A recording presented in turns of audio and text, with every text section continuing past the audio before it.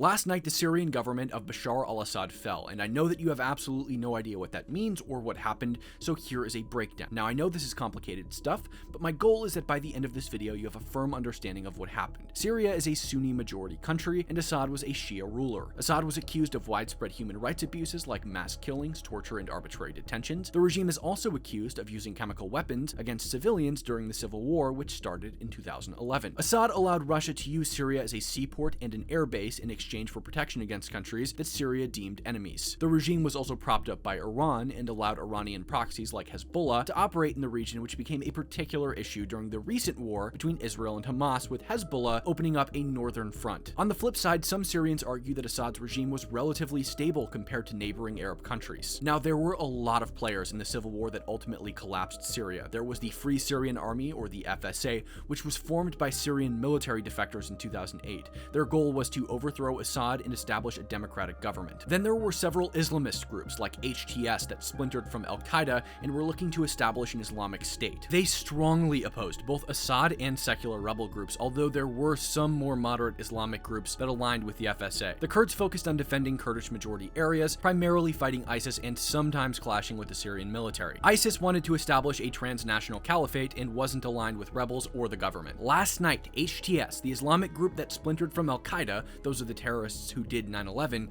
in cooperation with a southern faction of the Free Syrian Army, captured Damascus, the capital of Syria, and President Assad fled the country. The rebels have announced that the powers of government will remain in the hands of the prime minister until a transfer of power can be appropriately made. The PM says that he's ready for that transfer so long as it's chosen by the people. After the collapse, Israel mobilized ground forces into Syria for the first time since the 1970s. Nazis on the internet have exploded with Jew hate, claiming that Israel's using the lack of stability to take Syrian land. In reality, Israel does not want Syrian land. They don't want to rule over people who don't like them because it always results in a drain of resources and Israelis being senselessly murdered. Now, I'd like to remind you that Hezbollah opened up a northern front to the Israeli war in southern Syria. They saw that power vacuum as an opportunity to prevent terrorists like Hezbollah, previously sanctioned by the Assad regime, from seizing derelicted military bases in the nation's southern region. If Hezbollah were to gain access to those weapons, it could cause Israel's north to burn even more than it already is. I hope this breakdown helped, and I hope you'll drop me a follow for more breakdowns in the future. Thanks, guys.